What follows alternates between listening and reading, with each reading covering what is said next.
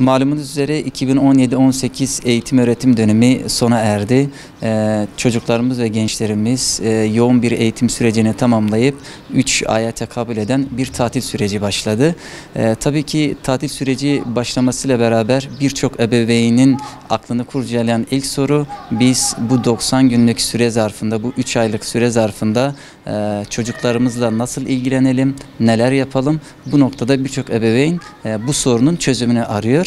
Tabii biz eğitimciler olarak özellikle tatil derken çocuğun serbest bir şekilde her türlü aktiviteyi yapıp sağda solda gezmesi, istediği kadar uyuması, başıboş bir şekilde bırakılması noktasında bir anlam vermiyoruz. Çünkü tatil o anlama gelmiyor. Biz eğitimcilere göre tatil bir alandan başka bir alana geçiş süreci, yoğun bir eğitim öğretim temposundan bir nevi tebdili mekan yapıp farklı hem eğitim öğretimle beraber farklı alanlara da yönelme olarak değerlendiriyoruz. Tabii biz eğitimciler olarak velilerimize tavsiyelerimiz vardır tabii ki.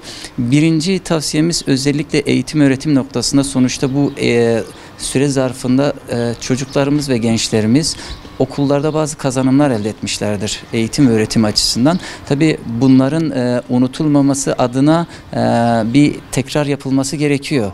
Yani sonuçta o derslerin, öğrenilen derslerin unutulmaması için gün içerisinde 1 saat ya da 2 saate tekabül eden bir tekrar programları olmalıdır. Çünkü insan nisyan ile malüldür diye bir söz vardır sonuçta. Unutur, tekrar edilmeyen bilgiler unutur. Ama burada dikkat edilmesi gereken husus, günün tamamını sadece ders çalışma odaklı bir program şeklinde olmamalıdır. Zaten çocuklarımız günün 5-6 saatini okulda yoğun ders çalışma ki evde de 3-4 saat ders çalışma şeklinde eğitim öğretim döneminde bayağı bir yorulmuşlardır. Biz buradan şunu söylemek istiyoruz.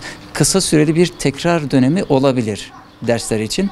Bunun yanında öncelikle çocuklarımızla beraber oturup bu 90 günlük süre zarfında, bu 3 aylık süre zarfında bir plan ve program çıkarılması gerektiğine inanıyoruz. Yani rastgele gelişigüzel işte şunu yap bunu yap şeklinde değil. Öncelikle çocuğumuzu yetişkin bir birey olarak kabul edip yetişkin bir bireye verdiğimiz değeri aynısından kabul edip karşımıza almak zorundayız. Ona olan özgüveni artması açısından oturup beraber bir program çıkarmak zorundayız. Çünkü sonuçta eğer dayatmacı bir şekilde işte oğlum ya da kızım şu kadar ders çalışacaksın, şu kadar kitap okuyacaksın, şu işi yapacaksın şeklinde önüne bir sürü program çıkarıp yapmasını istersek yapmaz. Belli bir süre sonra kısa süreliğine de olsa belki programı uygular ama kendi programı olmadığından dolayı o programa sahip çıkmaz.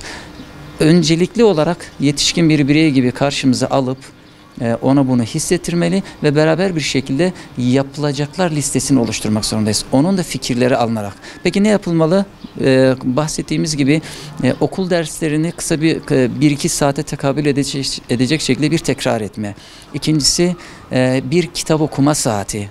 Tabii bu kitap okuma saati belirlerken yani mümkün mertebe eğer bizim de katılım sağlayabileceğimiz bir saat olsa, yani ailecek beraber bir şekilde okuyabileceğimiz bir saat olmasını tavsiye ediyoruz. Kitap okuma saati belirlenmeli. Artı sosyal ve kültürel aktivitelere katılabileceği programlar ayarlanabilir. Örneğin bir futbol turnuvası veyahut bir yüzme kursu şeklinde olabilir. Yani o var olan enerjisini deşarj edebileceği bir alan, bir kurs tarzı bir şey ayarlamak zorundayız.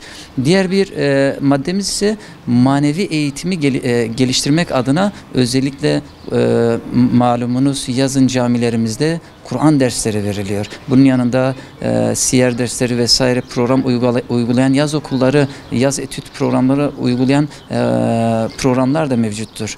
Yani velilerimiz bunun araştırmasını yapıp özellikle namaz noktasında eksikliği varsa, Kur'an okuma noktasında eksikliği varsa bunu tamamlamak zorundayız. Çünkü düşünün ki eğitim öğretim dönemi içerisinde çocuk gününün çoğunu okulda ve derslerle geçiriyor. Ama yazın bu 3 aylık süre zarfı içerisinde biz hem kızımıza hem oğlumuza Kur'an'ı öğrenme imkanı sunabiliriz yani. Artı namaz hususu bu şekilde önemlidir. Şu açıdan örneğin eğitim öğretim döneminde belki çocuğumuz cami alışkanlığı, camiye gitme, camide namaz kılma alışkanlığı edinmemiş olabilir. Ama biz bu tatil süreci içerisinde bu Kur'an kurslarını vesile ederek camiye bağlama, cami ehli olma alışkanlığını da onlara kazandırabiliriz. Tabii bu tatil sürecinde hakikaten anne babalara çok önemli görevler düşmektedir. Şunu unutmayalım, hani çocuğumuz bizim için çok değerlidir. Hayattaki her şeyden daha değerlidir. Özellikle eğitim öğretim döneminde iş yoğunluğu derken çocuğumuza vakit ayıramayabiliyorduk, zaman ayıramayabiliyorduk. Ama bu tatil sürecinde o ayıramadığımız zamanın telafisini yapmak mümkündür. Yani netice itibariyle ebeveynler çocuklarıyla ne kadar daha çok vakit geçirebilirlerse bu onların gelişimleri açısından daha faydalı olur. Olabilecek olan sorun ve sıkıntıların tespitinde de daha mantıklı çözümler üretilebilir. Bundan dolayı işimize veyahut başka şeylere ayırdığımız zamanın bir kısmını kesinlikle ve kesinlikle çocuklarımıza ayırmak zorundayız. Yani o tatil sürecinde işte önüne bir program çıkarıp işte herhangi bir kursa ya da herhangi bir programa göndermekle işimiz gücümüz bitmiyor. Yani onlarla beraber kitap okuyabiliriz, onlarla beraber Kur'an okuyabiliriz, beraber namaz kılabiliriz, beraber dışarıda gezebiliriz, beraber sosyal ve kültürel aktivitelere katılabiliriz. Yani çocuklarımızla vakit geçirebilme adına tatil süreci bulunmaz bir nimettir, bulunmaz bir fırsattır.